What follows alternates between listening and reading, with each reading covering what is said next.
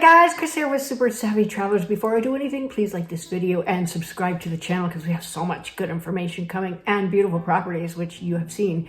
In any case, today I want to kind of take another turn here on, moving over to Italy, what it's like living in Italy and all of those things, because some expats sadly are leaving Italy, and it's for reasons that they probably could have seen coming if they had this data. So let me just say, none of this applies to everybody who's come over. Some are not super complimentary, which we'll go into in a little bit, but there are some very clear reasons why certain people might not want to make that move. And one of the first things of why they might be leaving is because they had either no clear goal or they had an unrealistic goal of what their move and their new life would look like. It's very easy to go on vacation, right, to Italy and have a wonderful time and think life is going to be like this all the time. The beautiful rolling hillsides, the dinners out, all that sort of thing. And yes, those are definitely included in the Italian dream. But life, real life, daily life is very different than what you expect. And, we all have certain expectations, and we all have certain things that we've experienced in life that shape our expectations. And some people get over there and it's very, very, whoa, okay, I had no idea it was like this, There's a lot of very, very real differences in life in, say, the United States or other countries or whatever, and in Italy. And the differences are what they are, and they either have to be embraced or walked away from. Another reason they might be leaving is because they have health problems or mobility issues or other issues that cause them to be way more comfortable being treated for these issues in their home country. People come over and they don't know how the medical system works, and they don't find out until maybe there's an emergency or until they need to get follow-up or whatever. And if you don't speak the language and you don't have a health card and all of these things, it can be very tricky to try to navigate your way around. Now, the ones that have done well have actually dug in and really done research. And that, I think, is probably one of the main things, the main differences between people who really do well over there and people who don't. The ones who do well get in, they research stuff. Okay, how do I get a sanitary card, the health card in Italy? How do I get my residency? How do I do this? How do I do that? And they find out the information and then they go and do it. And it's not that big a deal. But if you don't like doing that, and a lot of people don't. I personally like doing research, but a lot of people hate it.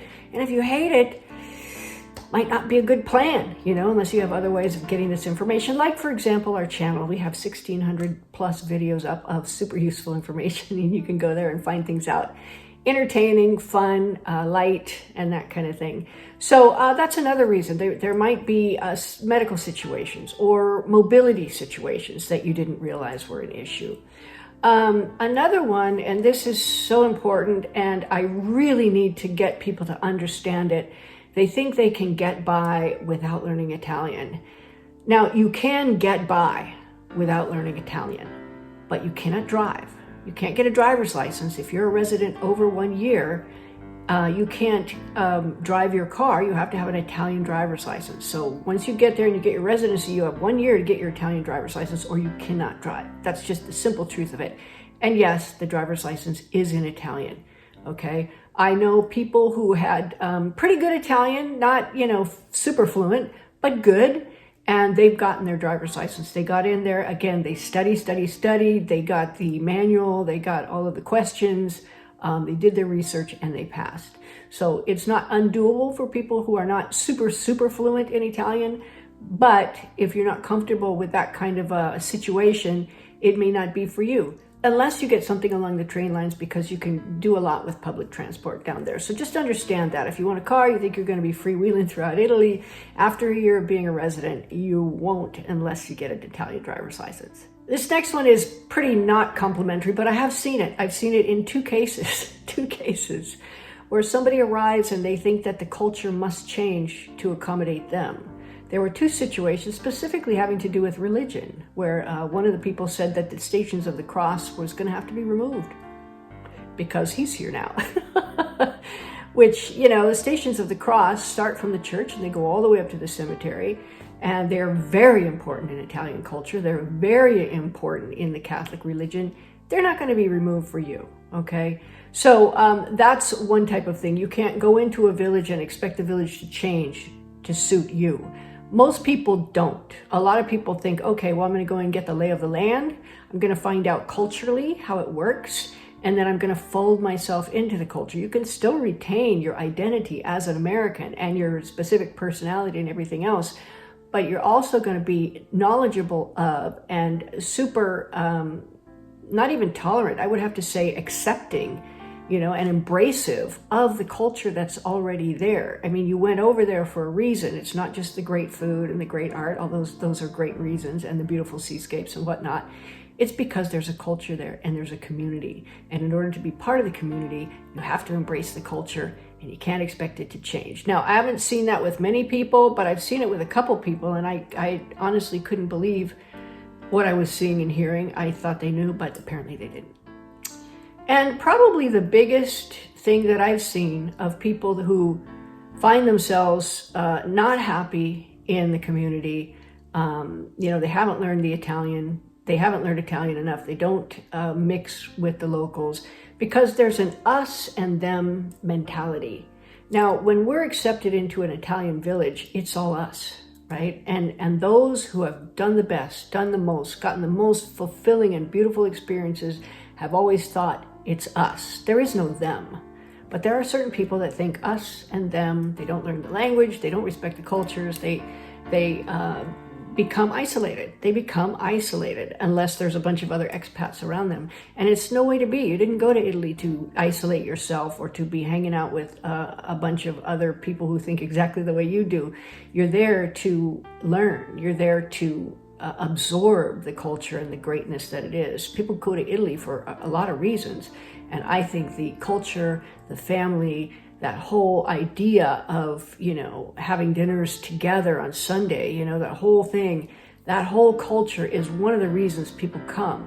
They come and they do these cooking classes, or they do these excursions out to, lunch in the vineyard and stuff like that, because they want that culture. And when somebody moves there, it has to be because you want to become part of it. You can't hold yourself aloof from it. It's not going to be fun. And I do see people leaving because of that. They're like, whoa, I can do this in the United States, and I don't have to learn the language, and I don't have to deal with the bureaucracy. Now, the next thing is the bureaucracy, which is legend in Italy. Trying to get things done can be extremely frustrating unless you just go, okay, well, I hire people to stand in line for me. I don't go stand in line. I go, look, I need you to go stand in line for me. I'm going to pay you whatever you need because I'm not going to do it.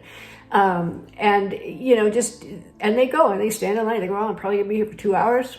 Bill Chris for 2 hours. Great. Thank you. It's well worth the money. And they apparently like getting paid for stuff like that. And they're used to it. They're used to standing in line and dealing with stuff and all of that kind of thing. But the bureaucracy is a thing. I mean, look how long it took to get a nonprofit set up. That took forever, and there was so much to do and that kind of thing. There's a lot to it. Getting your residency, I've been to the Cosenza Questura already twice, only to be turned away for another reason. I have since then applied to change my residency up to Siena. Let's hope it's better up there. My understanding is that Questura is a little bit more A to B, a little bit more. But then again, you don't know. Bureaucracy is a thing. You have to know it. You have to embrace it. And you have to just move along with it and figure out how to do it. Now, here's some other realities that I think we need to confront right now before you make that move. Residency, it's not a given, and you need to get it done before, not fully done, but you need to get the preliminary steps done before you leave your home country. There are certain things you can only do in the consulate. The Studio Legale Meta has a very good blog on this. It's called the Elective Residence Visa. You need to get that in your home consulate before you come to Italy to get your permesso di soggiorno, which is the thing that allows you to stay, permission to stay. One is the elective residence, that's, you're starting the process. The other is the permesso di soggiorno, which is the permit to stay, and then you can stay in Italy.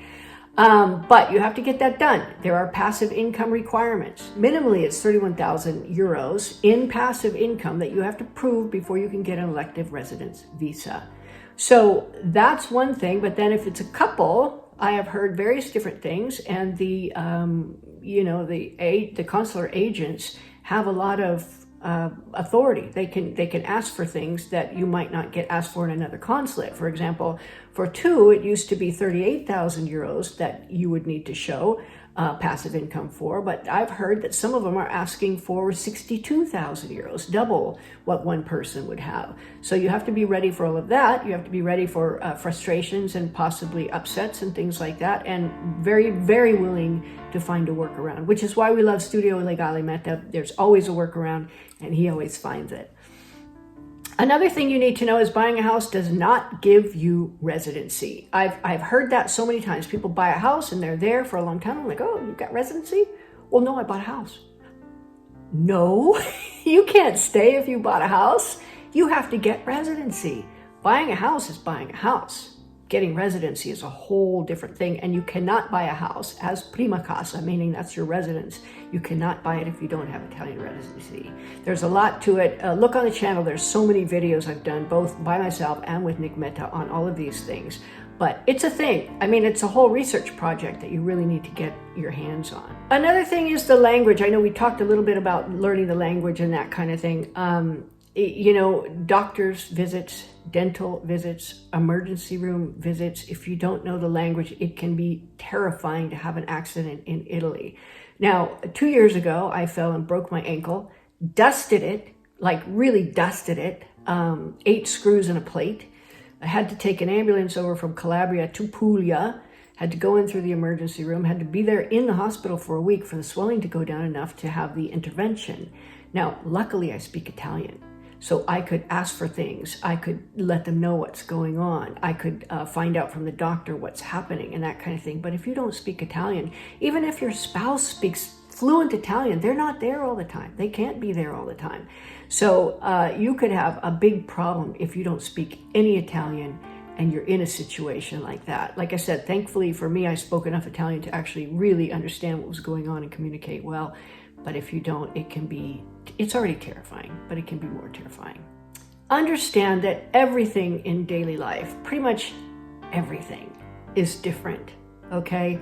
You know, you do have the big supermarkets, they're great, but you also have the little macellerias, the butcher shops, you have the bakeries and the bread places, and you've got the cheese shops and stuff like that. Now, you can go to the supermarkets. They have great stuff there, and I do shop there a lot, but I love going to the macelleria. They always have little things that are prepared already, and you just put them in the oven for 20 minutes. Boom, instant meal. And they're so good. And you will get things there that you will never have seen on a menu anywhere. I got these little chicken meatballs that were rolled up in breadcrumbs, and you just fry them a little bit. Oh my gosh, they're so good. I've never seen those on a menu anywhere. And bombette, I've seen them in Puglia, but I haven't seen them on a menu too much in Tuscany, but you buy them on a little skewer, you stick them in the oven with a bunch of vegetables, and you got this fabulous meal. So that's different. And what else is different? Driving is different. It makes sense. You know, there's a lot of things. If you just go with the flow and you observe the behaviors and you start doing what they do, you're going to be fine with the driving. I will say there's not a whole lot of automatics over there. I found them in Tuscany when I rented, and that's great, but they are almost non-existent in southern Italy, and a lot of people don't know how to work on them. So if you're going to buy a car, I would learn how to drive a stick and get really comfortable with it, even on the hills, and you'll probably be fine. Your mechanic will know how to deal with it, and that's just what they do over there. That's how it is. Now, a few things to just kind of have a mindset on. Understand first that this is not a vacation, it's your new life. And when you go in with that viewpoint, you start seeing things that you really have to get on top of it. You have to know where you're going to get your keys. You have to have a handyman that can fix your sink or whatever if it goes out. If you want renovations, you have to get a geometra or something like that. You're going to need to find out all of these things just for daily living. And the trash schedule. Oh my goodness, every city has a different trash schedule. And I have them up on my computer, you know, when I'm in Mola, I go Mola trash schedule, because I forget. You know, on Monday it's paper. Tuesday, it's plastic and metal. Wednesday, you know, this is organico on these other days. And then here you got undifferentiated, which is my favorite day, because everything that doesn't go in the other ones goes out on undifferentiated day, and it's always the fullest one. So anyway, trash is a big deal. All of these things are very, very different, and you have to just know that that is the case, and things you will never see on vacation, you're suddenly going to be confronted with in your new life in Italy. We already talked about acceptance of the culture. You have to understand and accept it. That will go a long way. You'll make a lot of friends, and they are so willing to help you. And this one I already brought up. Allow for the bureaucracy and get the right professionals to help you. That is huge. You know, I always like to, I have some people that are like translators. They're translators, but they do a lot of little odd jobs too. And like I said, I hire them to stand in line for me. Bill paying goes through Ivan Di Luca, who is wonderful, and he pays all our bills all over Italy, which is wonderful. So, you know, you got to have these things kind of lined up and ready to go, and it'll get you started in the right way. But the most important thing is you need to know these things before you go over in rose-colored glasses. I'm always wearing rose-colored glasses. I'm always going, oh, look how beautiful, whatever, you should come over here. I do that. That's what I do, okay? But I want to make sure you know fully before you get started that there's other things to think about. So there you go, guys. I hope that helps. You know, none of these things are difficult to overcome. It's just a mindset. So take care, guys, and I'll see you soon.